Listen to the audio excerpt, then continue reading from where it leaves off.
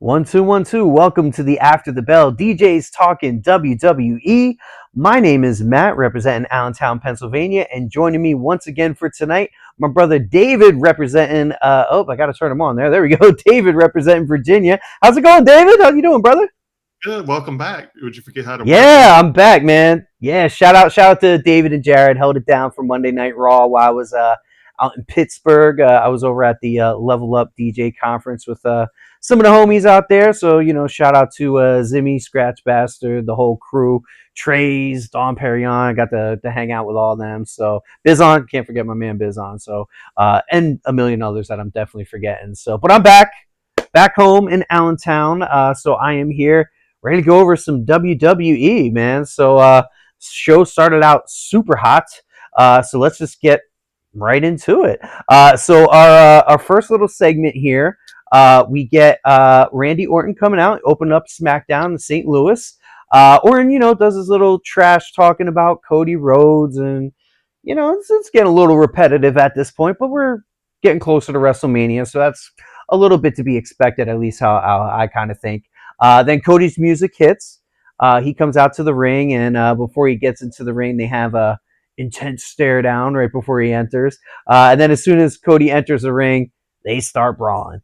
And, crowd's going nuts. Everyone's excited for it. And then all of a sudden, we get a guy with some sunglasses coming into the ring, and it's Pat McAfee. Nobody saw this coming. I mean, nobody. I've seen a million theories of who's talking to Randy Orton on the phone. Not a single one said Pat McAfee. So Pat McAfee runs into the ring unexpectedly, kicks Cody in the nuts, and then beats him down a little bit there.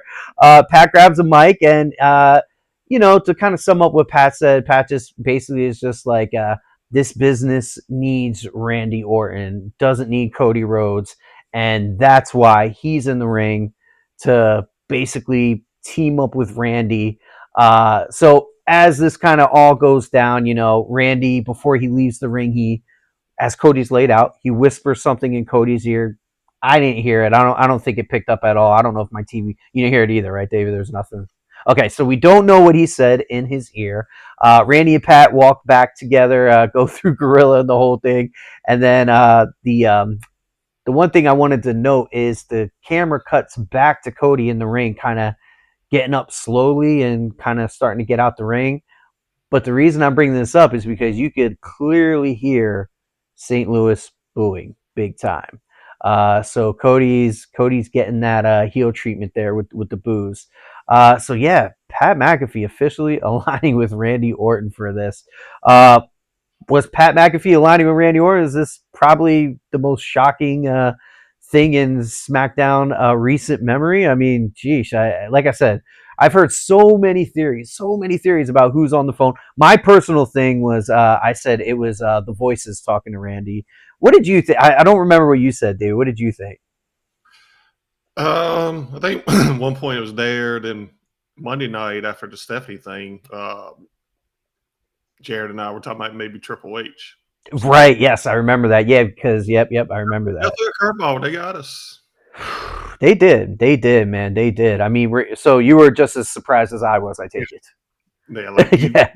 You heard no peeps. I mean, I guess they did throw some little nuggets. Remember, he was supposed to be on McAfee last week. Yeah. So and I was gonna say, and the funny thing is, so I'm a loyal McAfee watcher. Like I watch every day as I'm kind of doing in between my meetings and doing all my work and stuff. And McAfee was live today in Indianapolis. Didn't even really mention WWE at all throughout the show that I can kind of recall. So there wasn't any little breadcrumbs or anything like that. Now, one thing I do remember now, the first segment where Randy was on the phone and he was just like, "Oh yeah, it was good seeing you a couple weeks ago too." Randy actually flew to Indianapolis during the NFL Combine and had an interview with McAfee. So like all does kind of line up. Yeah. So it all kind of lines up. I thought about that. I was like, oh yeah, that's right. And then, like you said, Cody kind of canceled on Pat McAfee. I think that was last week or 2 weeks ago. I think it might have been last week. So yeah, there was definitely little breadcrumbs there, but yeah, nobody saw that coming. So with Pat McAfee being involved, does it make the Cody Orton feud bigger, or do you think it doesn't really matter? Well, first of all, shout out D Walker. What's up, brother? D Walker, what's up, brother? How you doing, man? Appreciate you as always. Yes, sir. I don't know how to feel about it yet.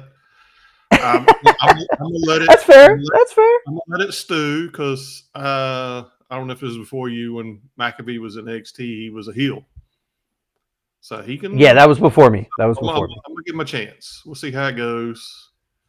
It just how is get a lot. There'll be some other stuff too. We'll cover later. It kind of seems like a remix of last year. Nice, I guess, a nice way of putting it on stuff. I mean, you mean between was ruined the business last year. Now McAfee's trying to save it. True. I'm like, and I think poor Triple H is getting chastised for McAfee, but I think it was the big boss. Was the big TKO guy, not Shapiro, but I think his name's Khan too, right? No, not Nick. This is like that's WWE, like the TKO guy. Arya, I don't know. Arya, the one Rock's always mentioning. Yeah, I don't know. He's one of the head motherfuckers, pretty much. Well, one thing I can say is, like I said, I watch Pat McAfee pretty loyal every day, and I mean, anytime Triple H is on there, Triple H loves McAfee. Yeah. Like he absolutely loves McAfee. So, I wouldn't be surprised if it was just Triple H's kind of call on this. Yeah, I mean, don't think. Good. No, like they were saying because he was on. I think it was McAfee. He did an interview recently. It might have been with McAfee. I'm drawing a blank on the guy's name to save my life right now. But he's like he wants to make McAfee the next Stallone.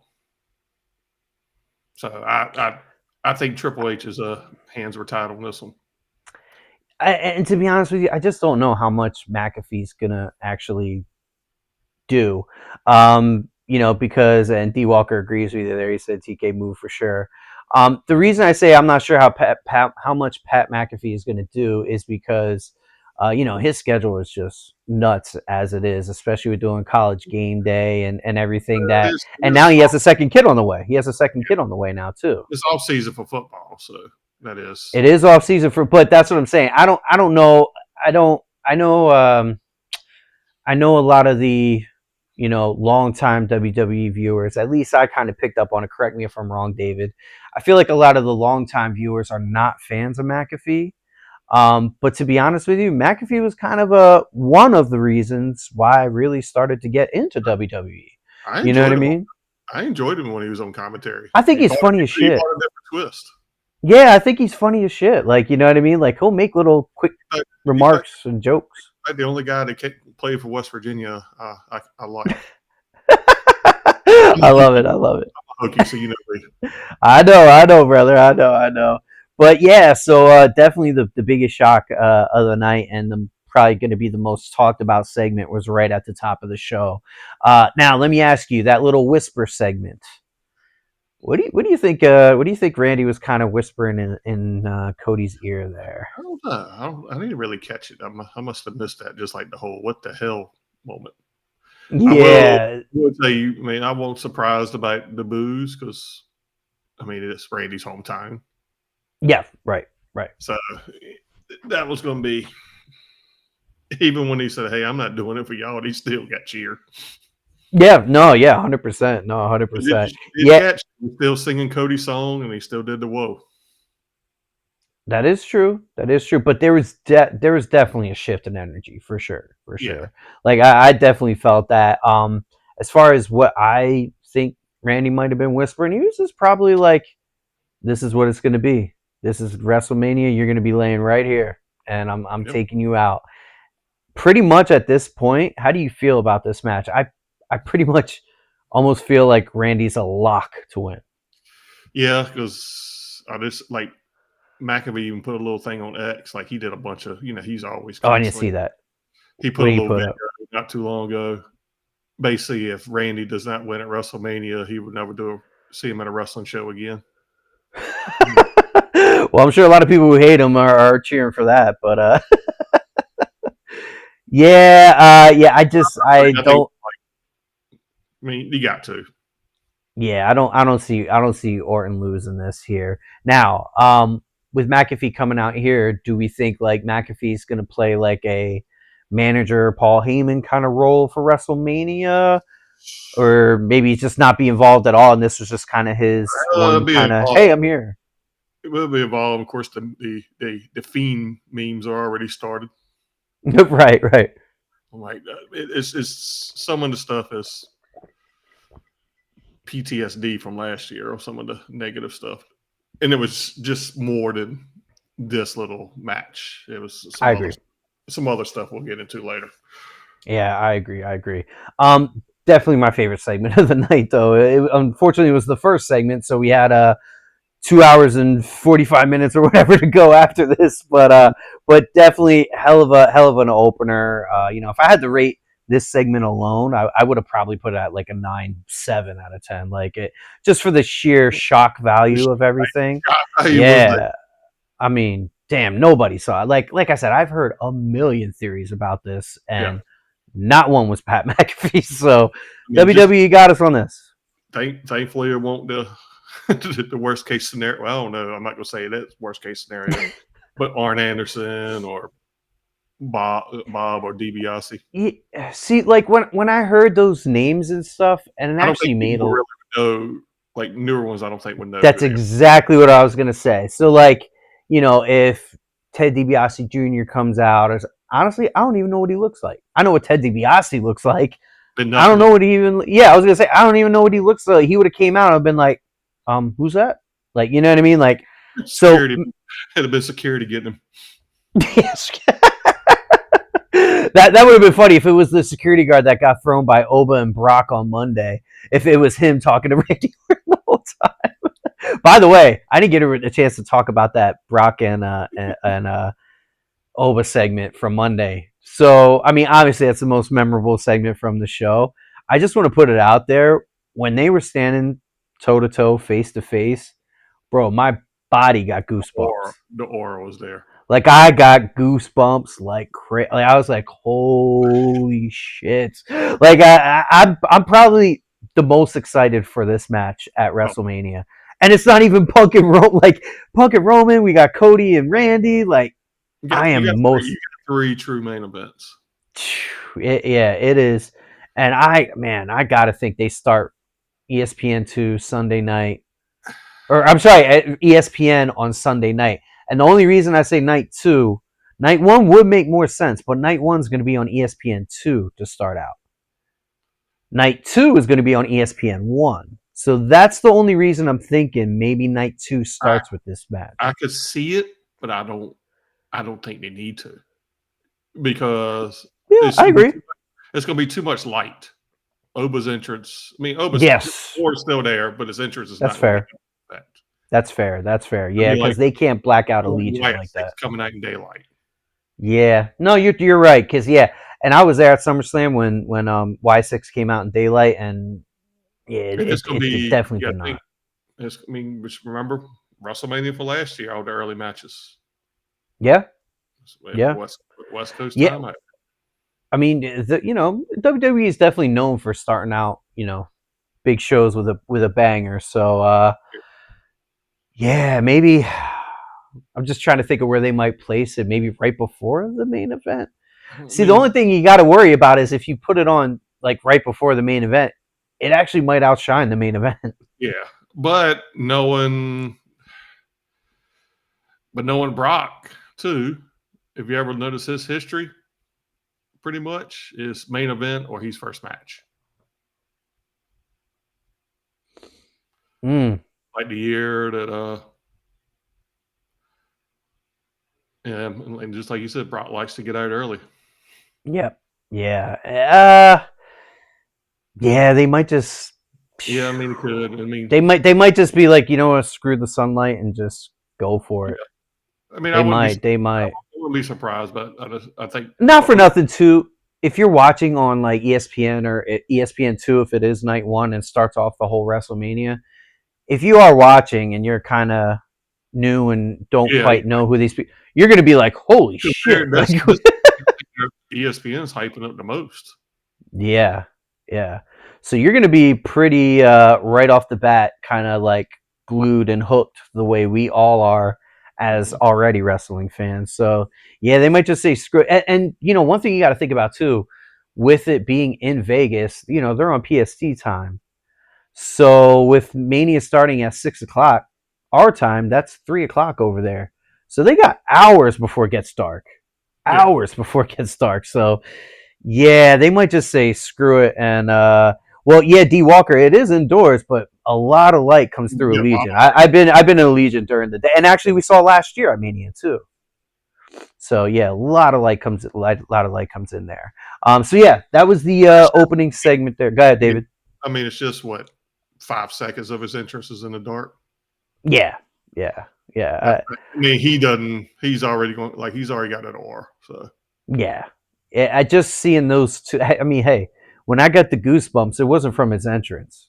It was when they were standing across the ring from each other, full lights on. So, you know, they, yeah. A little funny nugget you might not know. You remember this might be before you Dijak? He was in the NXT. He came up to the main roster for a little bit. Were you during COVID? Remember Retribution?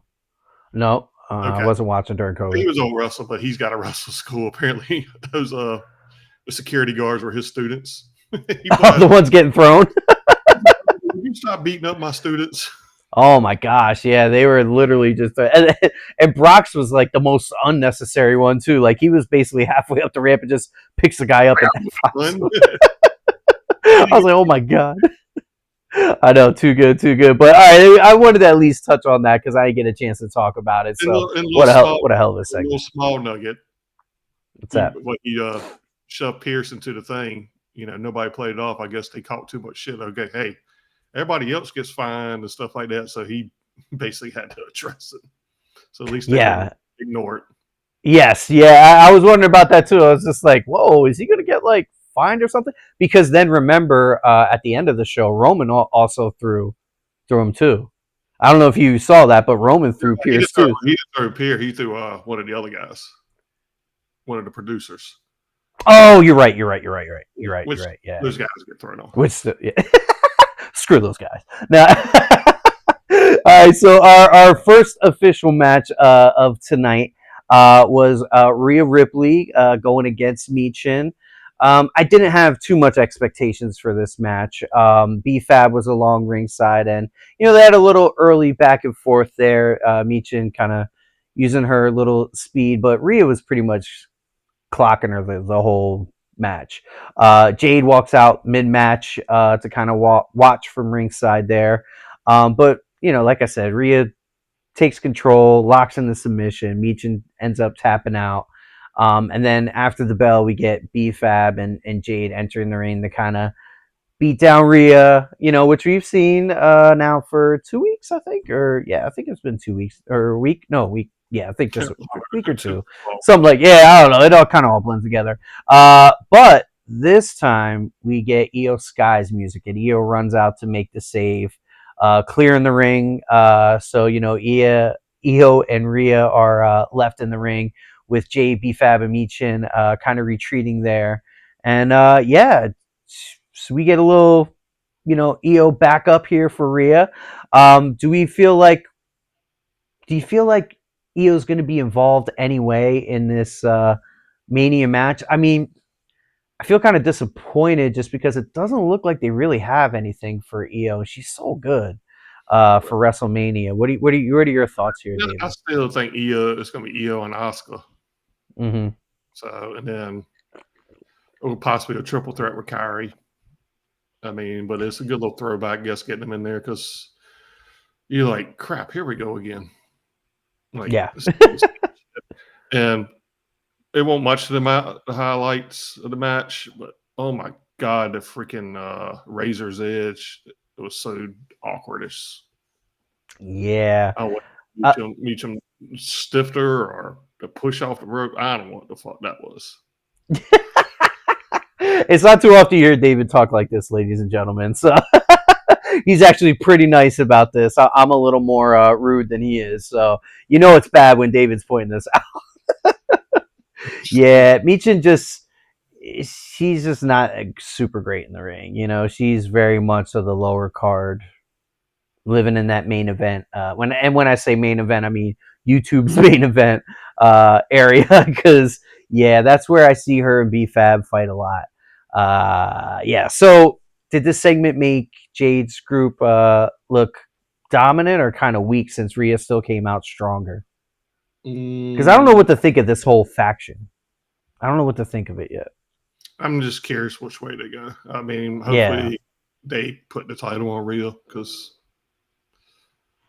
just to give it back a boost, even if she's transitional, but they got to get it off of Jade. I'm just not feeling it.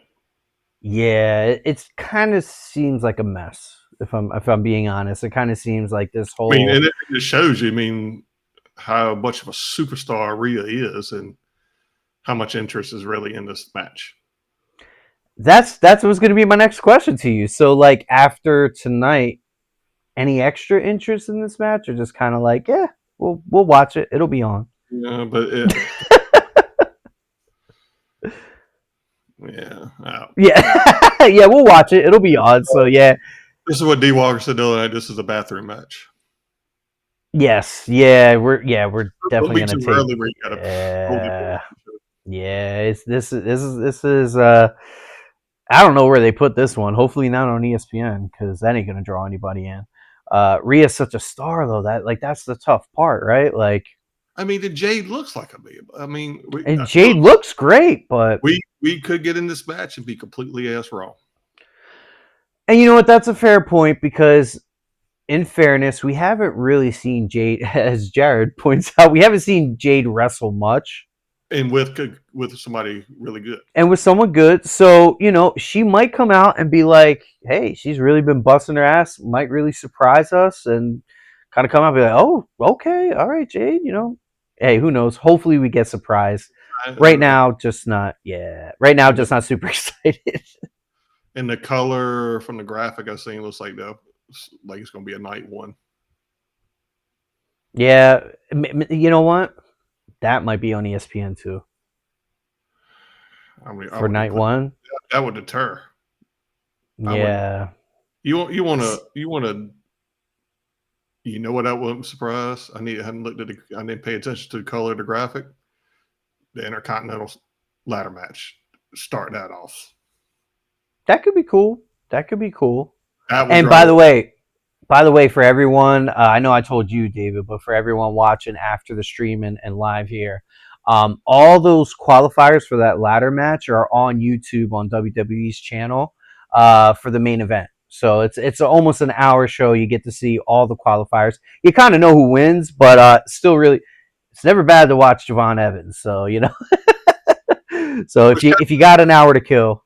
Yeah, during Monday night it was a little misleading how they already had them there, or are they going to have more? But I'm glad that got clarified a little bit more. Yeah, I was a little confused myself. I was just like, oh, wait a minute, where did all these guys come from? But yeah, all the qualifiers, and Jared, if you're out there, you get to watch another Rusev match, because he was in the qualifier. So so you get to see all that.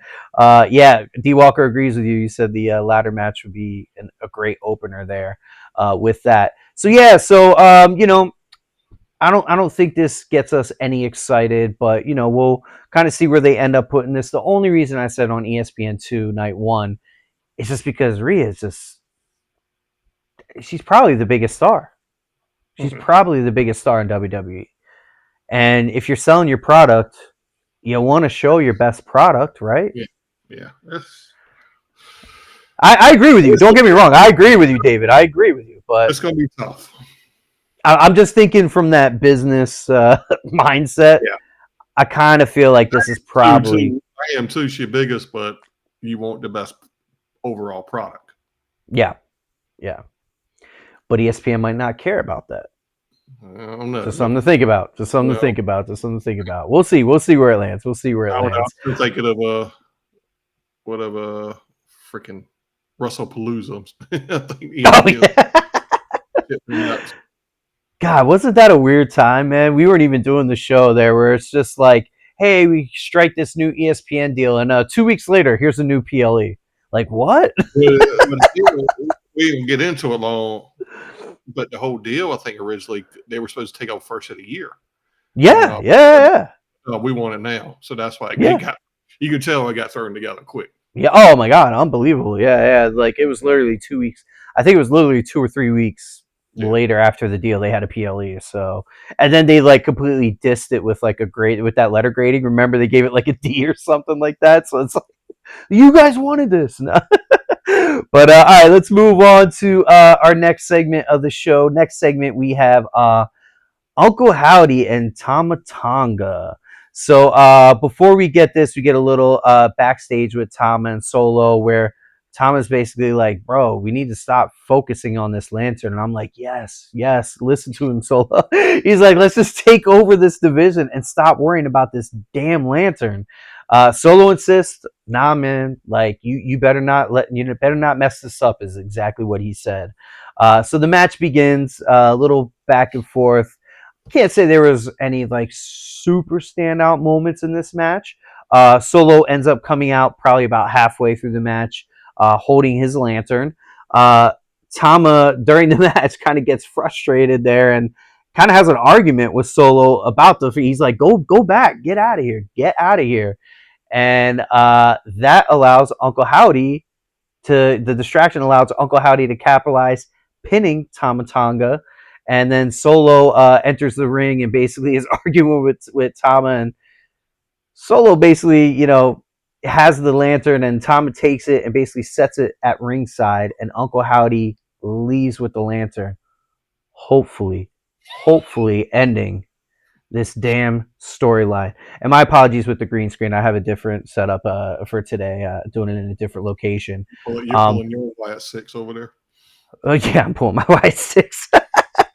But yeah, so hopefully this ends this whole feud with the freaking lantern. Do you think it's over, David? Do you think it's over? Because remember they had that little backstage, so it sounds like we'll get one more match.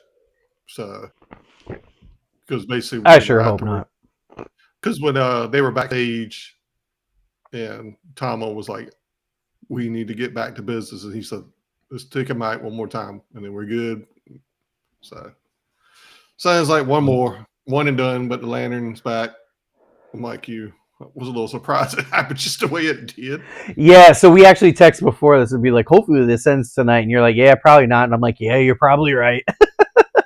But yeah, we'll kind of see. I guess we'll get one more match. I kind of missed that little backstage thing that you said there. I kind of missed that, so I guess we are going to get one more, unfortunately. Yeah, so. Now, do we think Tom is going to break away from the MFTs? We've been talking about this for a couple weeks, and it's seeming. Just curious who goes with him, or everybody goes with Solo. Because if you go back and watch that backstage, like the eyes from the other ones are like looking at both of them. Yeah. So, yeah. And I'm gonna take up for Solo. Going, when he came out, Tama was in the mandible claw. Yeah. Oh yeah. That was a cool moment too. I should have mentioned that. He was not in a good spot. So I hate to say it, Solo actually saved him possibly. He did. He did. Yeah, because he was probably close to tapping. So yeah, you're not wrong on that. So yeah, overall this match was not too great, but that's kind of what we've been getting through this whole feud. So hopefully over soon. So let's move on to our next match here. So we get Aleister Black against a injured Matt Cardona. So we've seen this backstage in an earlier segment to kind of set it up here. Cardona enters. He's really selling his injury. Has the arm all protected there with the cast and all that stuff. Black definitely targets the wrist. That's what these guys do. So Cardona definitely struggles with his injury there. Black kind of controlled the match for the most part here. Cardona tried to do the little comeback, but yeah, his wrist just wasn't happening. So Black does his kick. Man, that kick that Black does. What's he call it? I forget. Black Mass. Yeah, man, that Black Mass, man. That when he hits that, it hits and knocks out Cardona. Black pins him for the win. Pretty solid match, man. This match actually surprised me. I liked it a lot more than I thought going into it. We were actually kind of texting before the match, and I was like, Aleister Black, but But it actually turned out to be, a pretty. I like the storytelling with the injuries and all that stuff. I thought it was really good. My question to you though is, do we feel like Matt Cardona's kind of being hurt by these repeated losses, or is the injury kind of protecting him a little bit on that front? I say protect him, but at least he's getting airtime, which is good. Yeah. I mean, think about it. Him and Royce basically debuted. Well, no, I guess he had the match at John Cena's tournament. So Royce, I think people do it, but from my understanding, because you saying Royce has been on main event, he's getting he's trying to get used to the WWE. So I think in the long run, I think it's going to be better for him. Hopefully, because one thing that at least I've noticed is, especially with the NXT talent, as they develop these people for a long time, you get a time like right now where I don't know how you feel, but I feel with the call up of Javon, Trick, and Oba, they're all in WrestleMania the first year. Like, that's some amazing character building right there, that you literally throw them in the first year and boom, they're on the biggest show. Yeah. Kudos to NXT. HBK doing a hell of a job down there. Hell yeah, man. Like, I mean, and we talk about the women all the time, you know what I mean? And the women are amazing. Like, they probably have 3 women in NXT right now that could fight in WrestleMania and people would be excited about. And they're still in NXT, you know what I mean? So yeah, kudos to NXT and what they're doing.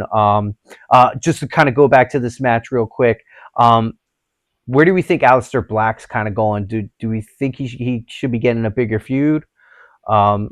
Because he's been looking pretty good. Like, I'm not the biggest fan of him, but he's been looking pretty good.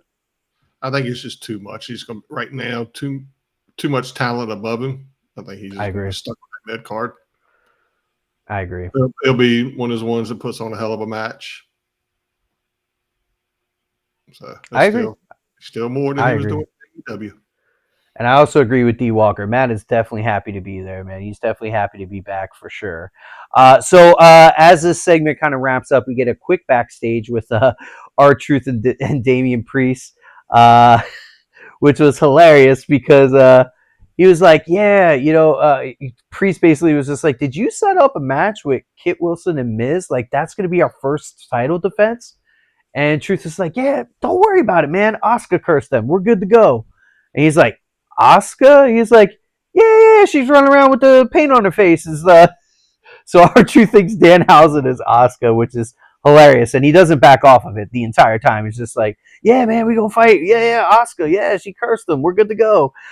So I love R-Truth, man. So hopefully Danhausen isn't taking over R-Truth, because we can't lose. We can't lose R-Truth. He's too good. But anyway, let's go to our next match here. We're going to touch on the R-Truth stuff a little, and Damian Priest a little bit later.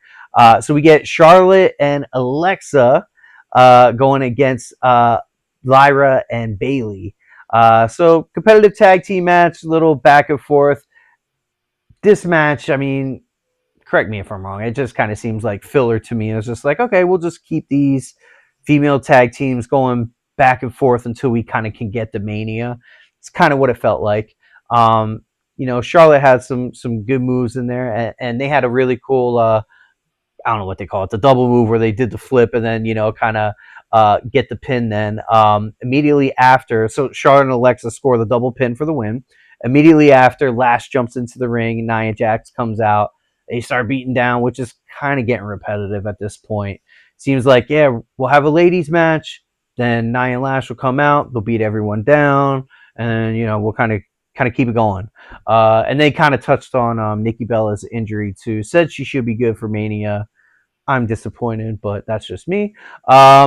So first question to you, David. Did Charlotte and Alexa, does this win kind of signal them as the favorites for Mania. I was surprised it was kind of a clean little finish.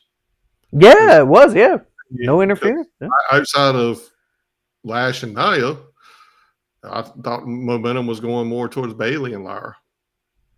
So that one, I mean, a clean pin kind of threw me off a little bit. So Yeah. curious.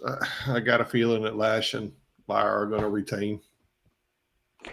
So, do you think Lash and Nia should be like kind of wrestling a little bit more than just doing these stupid beatdowns at the end of all these matches? Well, I mean, it, it might make them look better than what Lash was doing. Nia, I'm not a fan of her ring work. Same with me. I like Lash. I'm not a big fan of Nia. She just doesn't have a ton of moves that kind of excite me with that. It's definitely. I don't know how do you feel it's getting repetitive? I kind of feel it's kind of getting repetitive at this point. Yeah, I mean, same thing, kind of like with Jared and I talked about Monday night. We had 7 or 8 weeks in between Chamber and Mania this time, where we used to only have 4 or 5 acts. So I mean, that is true. That's true. Yeah, we knew it was going to be some peaks and valleys. I mean, we're seeing a lot of valleys on the SmackDown side. Come on back, Road Dogg. You're missed. Because again, man, 3 hours. Like when they first switched to 3 hours, we were talking about like, whoa, this show's awesome, man. 3 hours, like this is killing it. But yeah, last couple weeks leading up to Mania, it's definitely drug on, and they definitely have stories, which I get.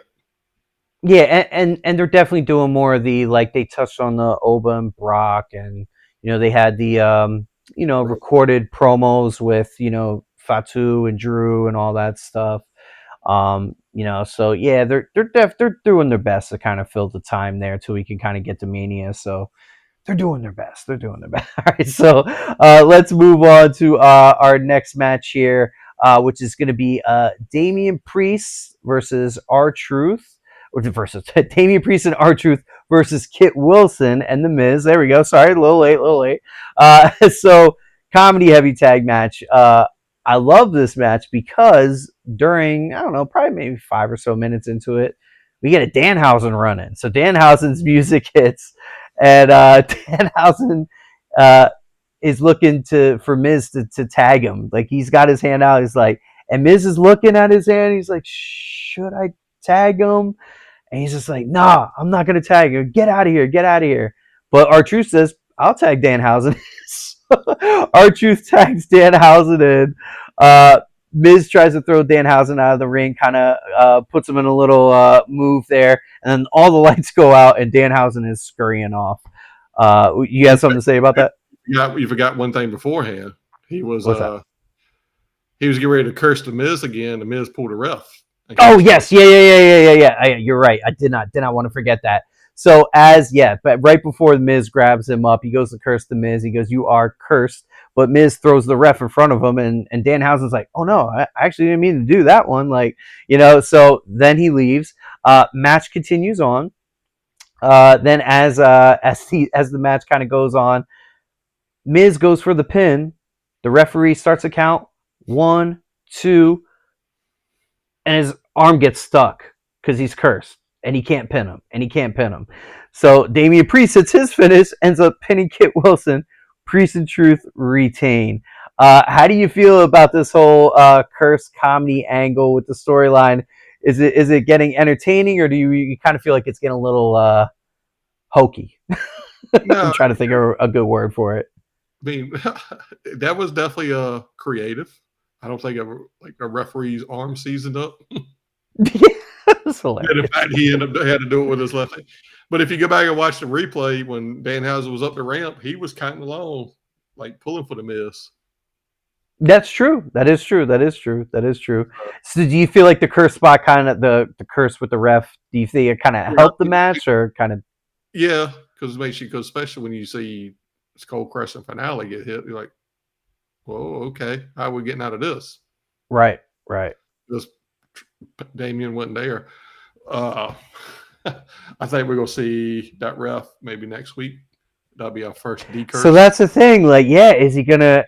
Because you're gonna have the ref, like Danhausen was like, "Oops, I didn't mean to do that." Yeah, so I'm wondering if because what the first thing I was thinking of is like, well, if this ref is in another match with the Miz, can he not count out the Miz? Like anyone that's cursed by Danhausen, like he can't count them out no matter what. So like that would be kind of an angle that WWE could use. I don't know if I love it, It's but I different. might. But I I mean, might. it's different. Yeah, it's like I'm not sure if I love it, but I might if it happens. I don't know. I don't know. So after our match, though, we get Cody Rhodes coming out unexpectedly. Just kind of takes out Kit Wilson for sorry, Kit. I don't know. Grabs a microphone and basically calling out Randy Orton and Pat McAfee. Um, not too much here. At least I didn't feel like it was too much. I feel like it was just kind of Cody coming to the dark side a little bit more. And he kind of, the one kind of line that he kind of says that will stick with people is he says he hears the voices in his head too, but we don't want to hear what they have to say.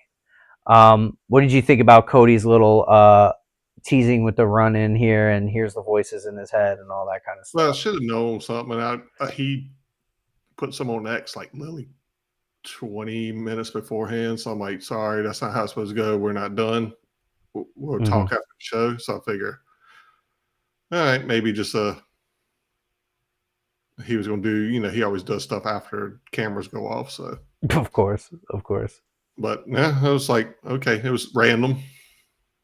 But Yeah, I do yeah. like how he teased his little dark hair. Hey, Going back, what?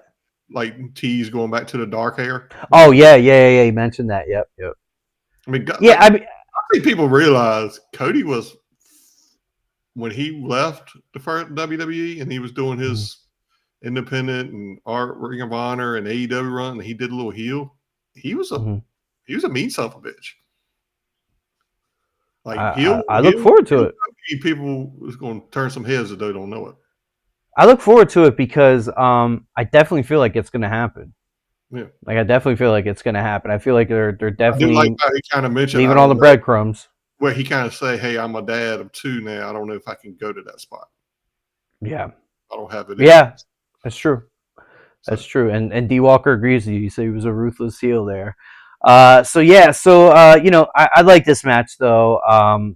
Besides, I won't say it's the best technical match I've ever seen, but as far as entertainment, 2 thumbs up. Definitely entertaining for sure. when So our next, sold good. Kit sold to Crossroads, he was still laid out by the apron when he left. He was. He was. I didn't even think about that, but you're absolutely right. So that's hilarious. Selling it. So our next match here, we get Sami Zayn with Carmelo Hayes, and this kind of led up because Sammy was backstage and was super excited with the fact that he gets to celebrate his new championship. And he's like, oh my God, this is going to be great. We got the extra pyro and all this stuff. But before Sammy can even get out there, Trick Williams music hits and Trick comes out with David's favorite music artist, Little Yachty. So they come into the ring. Hey, so I'm not going to lie. When they did the turn and I saw there was a second Yeah. person, I go, oh no, it's Travis Scott. And then See, once it fully turned, I was like, oh my God, okay, it's Little Yachty. Okay, I can live with that. We're going to pause it right there because that's what I was talking about earlier. He is giving me Travis Scott vibes and not in a good way.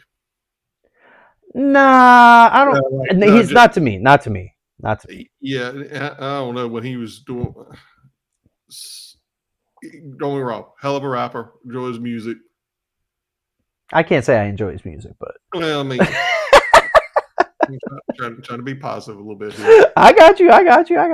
He sounded like he was fucking going through puberty out there. Well, yeah, he has a high voice. He does. But like it was like crackling and shit like that. Yeah, that's kind of that's kind of his voice. He wasn't convincing. I agree. I agree, but I would still take him over Travis Scott. Your little segment, you said you didn't catch it. I don't know if a lot of people did when they were backstage right before the camera pans. Oh yeah. You see Mello in another room in the background. So WWE is good about little Easter eggs and backstage segments. Yeah. So what ends up happening is Trick gets out into the ring first. kind of cuts a little promo. Is just like, hey, why don't y'all hit Sammy's pyro for me one time? And yeah, they hit Sammy's pyro for Trick Williams.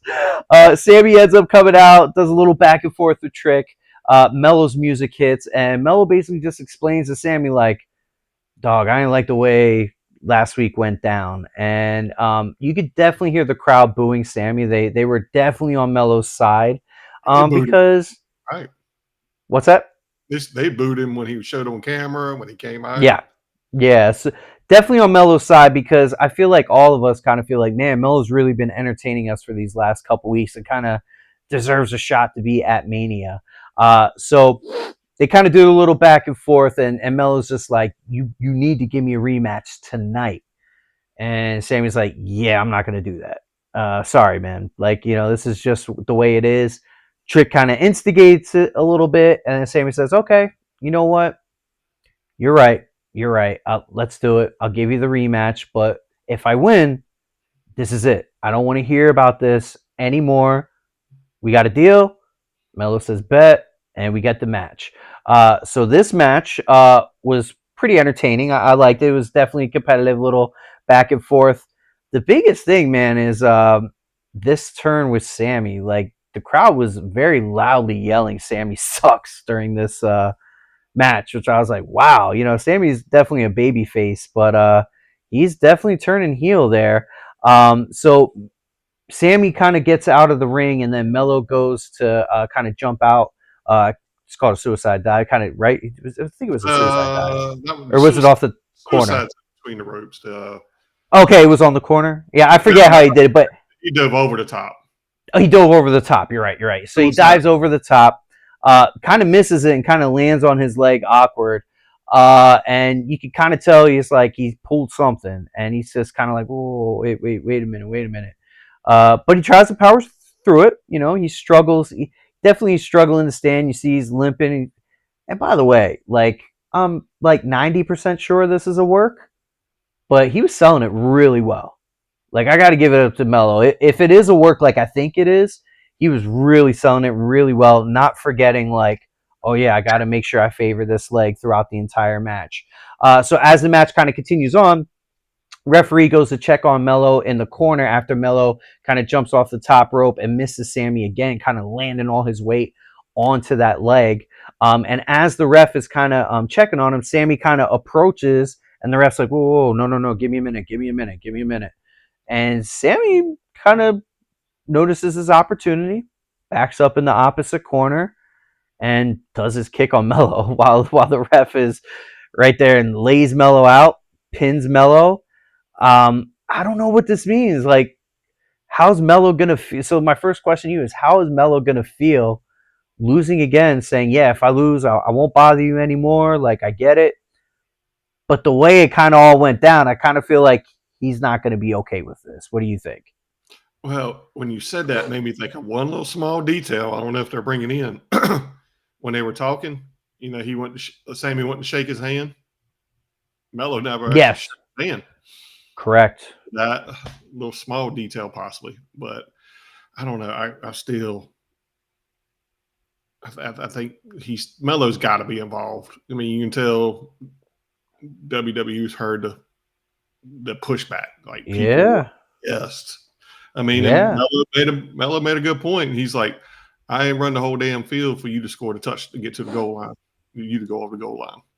And you could clearly tell the crowd was on Mello's side, for sure. I see Ilya. Maybe I would like to see a 4-way. Get Ilya involved, because where is he at?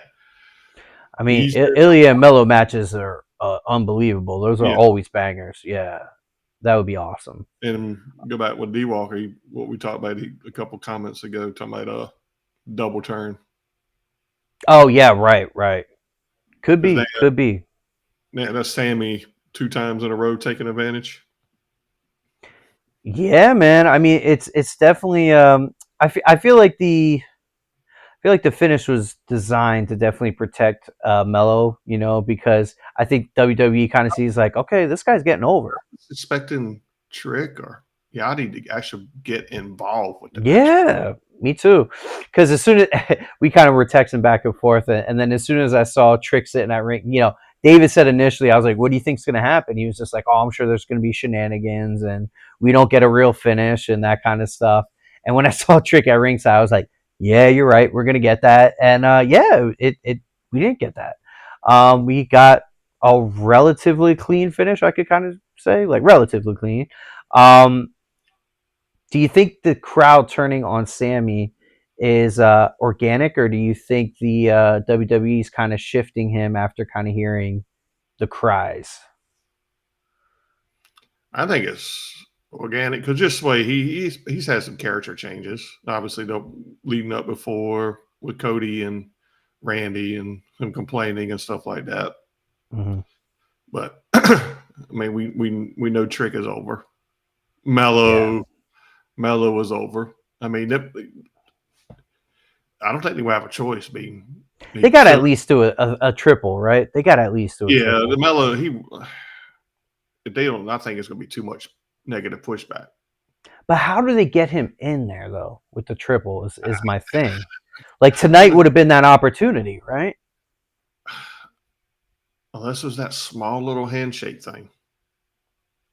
Because I just don't know how they get him in.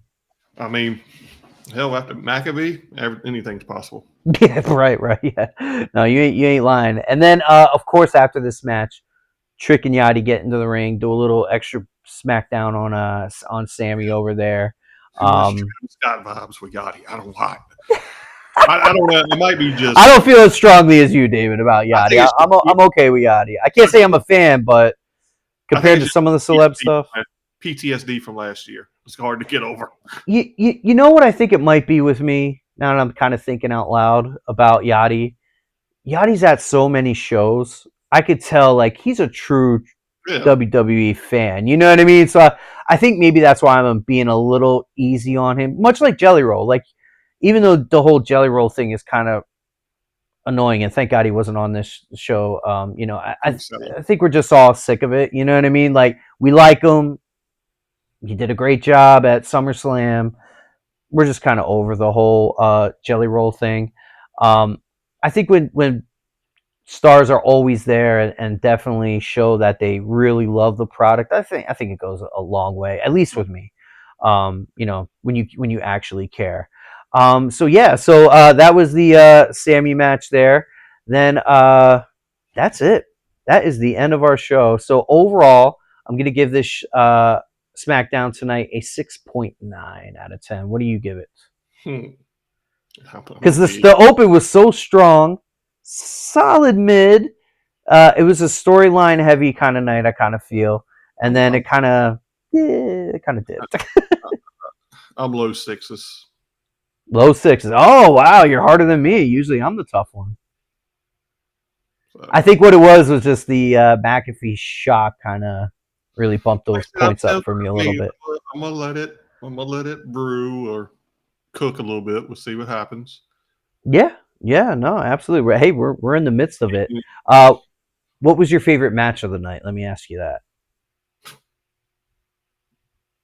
I don't think I really had one, to be honest with you. Like, if I'm picking one, I'd say Black and Cardona, which I would not have picked if you're just showing me a lineup card. I would not have picked Black and Cardona. Other than that, like the R-Truth match was great, but not for like a wrestling reason. You know what I mean? Like it was just fun. You know what I mean? Like it was cool. It was fun.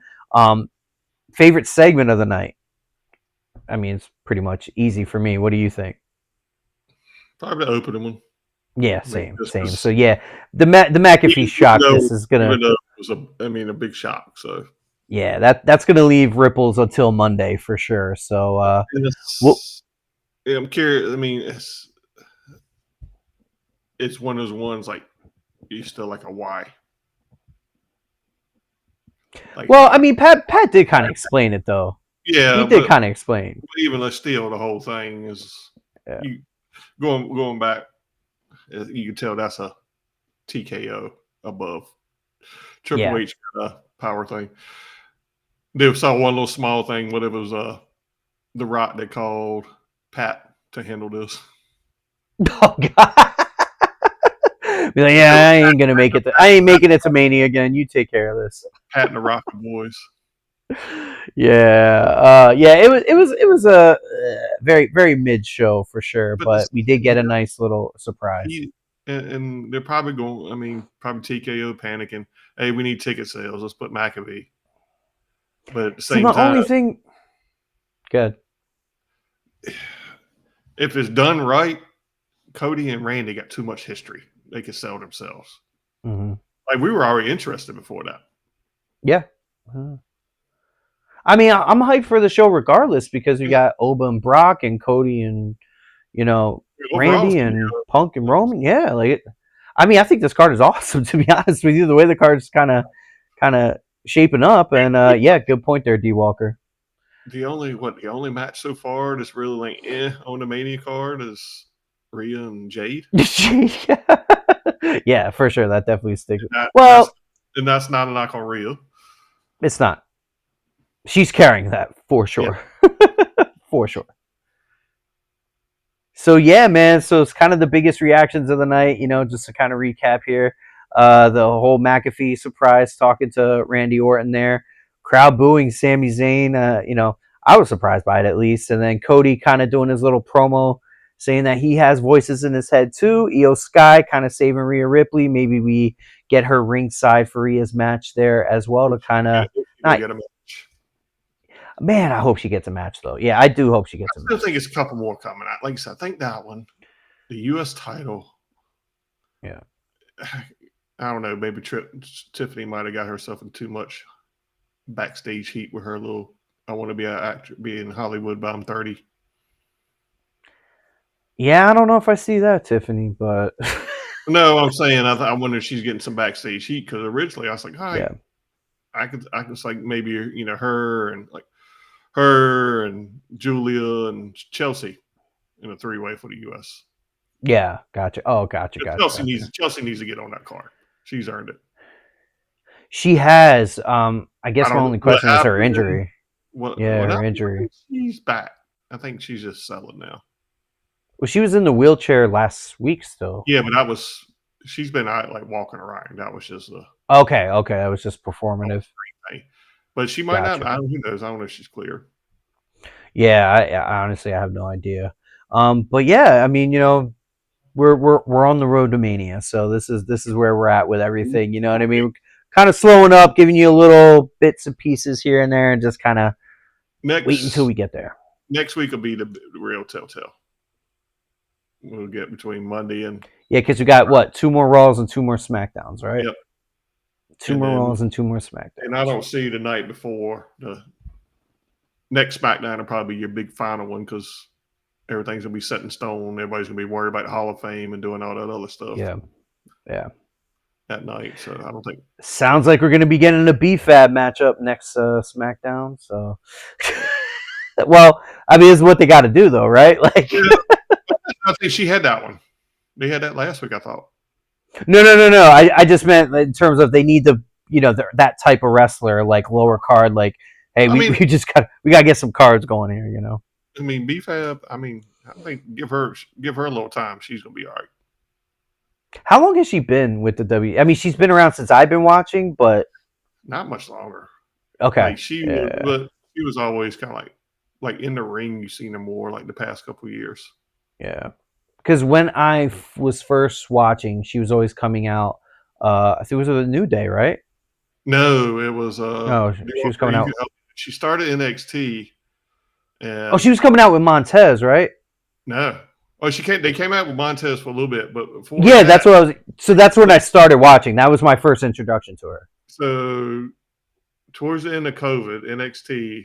This was AJ Francis when was in TNA. Now he was here. I want to say it was Swerve when Swerve was still in NXT. They were all kind of like a little rap group, kind of like rap group thing. And D Walker, you might be able to help me out. I think Swerve was in that group. And there was one other guy, and I can't remember who it was. So she's been around for a little bit. Yeah, probably 6-7 years. Well, about now, probably 6 years, 5 years, somewhere in there. So again, my only My only thing, and I always say it when you guys say, "Oh, she has potential, though. She has potential." There's too Well, many girls in NXT that are ready to go to wait on someone that has potential. yeah. That's my only thing, man. It's just, Yep. man, that is low. Like, I don't know if you got a chance to see Tuesday's NXT, and then tomorrow we have NXT's Yeah. PLE on YouTube. So, oh yeah, D Yep. Walker said Strickland was in the group. Yep. Um, yeah, so we got a big PLE for NXT tomorrow night. I'm looking forward to that, and we got AAA too. So big night of Oh, wrestling tomorrow night. so we talked about it earlier Oh on yeah, text yeah. a little bit because Jared had mentioned like Grande the Americanos not being on Raw. I think they are listening. Believe WWE is listening, folks, and I think it'll be the right call. Hopefully, it does go this way. The mass versus mass guy should be in a Triple Mania, like we talked about. Yeah. So the taller Grande wins. Yeah, because I think that's the move because that Grande is so over. Because you said what next week's their title match when his match with Dom. I think it's next. Yeah, it's not tomorrow. It's next week. Yeah, I'm pretty sure it's next week. Because I'm curious, really, how that's going to go. Is Dom going to come? Like, is Finn going to mess with Dom? Because honestly, I thought they might actually put it on Mania. I actually thought they might put it on Mania. Dom versus Vikingo. No, Dom and Finn have got a nice Monday night. No, I know, but I just meant leading up to it. I thought that's where we were gonna go with things. But yeah, we got Dom and Finn. But yeah, leading up to it, I thought that's where we were gonna go with things. For that title. Yeah, I mean, like you said, Grande is so over. To be a Triple Mania. And Grande's so over. There's no way he loses that. There's no way he loses that. No way. Because Chad Gable will be all right without the mask. Yeah, he'll be fine.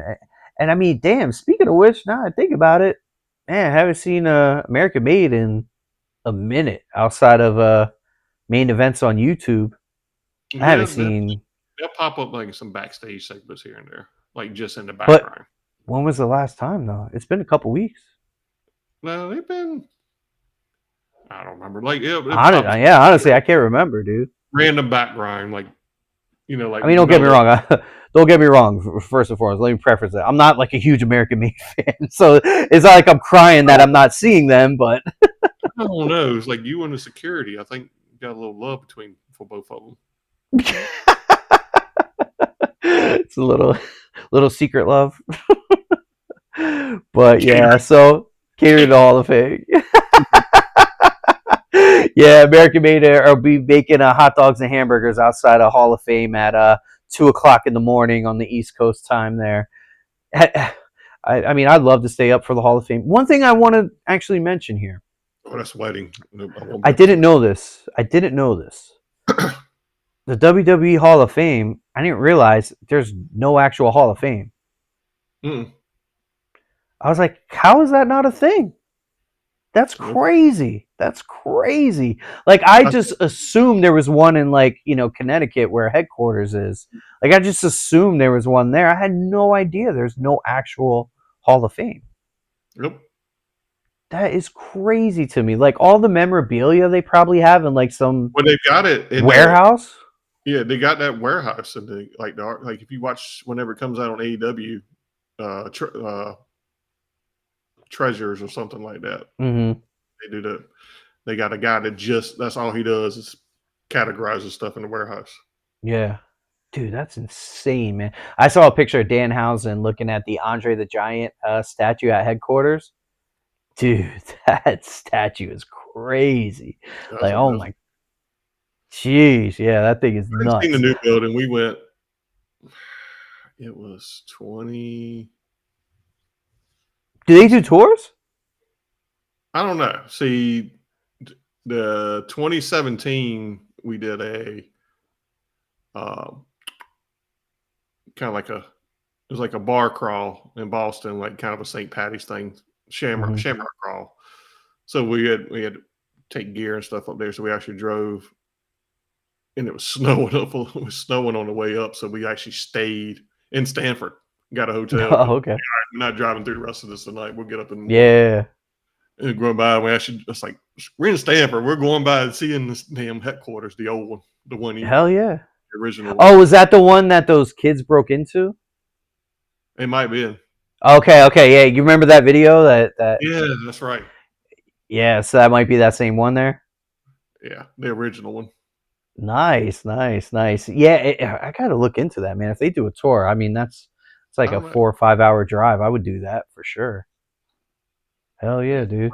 But all right, awesome, man. Well, yeah, well, thank you so much for joining the show, David. Always appreciate you. And once again, thank you to you and Jared holding down Monday Night Raw for me last night or last Monday. So definitely appreciate it. Thank you. Last month. I mean, last Friday you were solo. I was like, damn. Yeah, man. Hey, I wanna be here for everybody. You know what I mean? I want to keep it consistent. That hey, after the show, you're gonna get something. You know, whether a couple hours or directly after. You know, I don't like it to be more than a day or two, especially on these Friday night SmackDowns because we got Raw on Monday. Yeah, we got to figure Mania because that's gonna be 2 nights. Yeah, Mania. So Mania. Actually, I believe we could talk about this offline. But Mania, I'm free the first night, busy the second night, and I think it's the opposite for you, right? Yeah, so maybe it'll be. So there you go. You can host. There you go. Problem solved. Problem solved. Awesome. Well, thank you guys so much for tuning. Go ahead. What's that, David? I said we will bring D Walker in, but he's gonna be live there. So both nights. Yeah, D Walker's gonna be.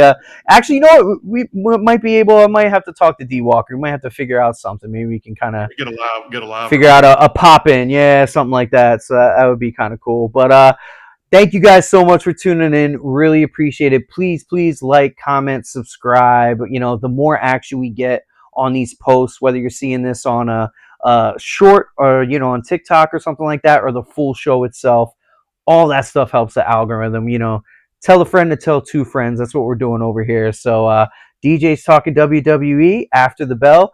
Appreciate you guys so much, and we'll be back on Monday Night Raw. We'll see what kind of shenanigans happen on our road to WrestleMania over there. So until Monday, we will see you then. Appreciate you guys. Thank you so much. After the bell, signing off.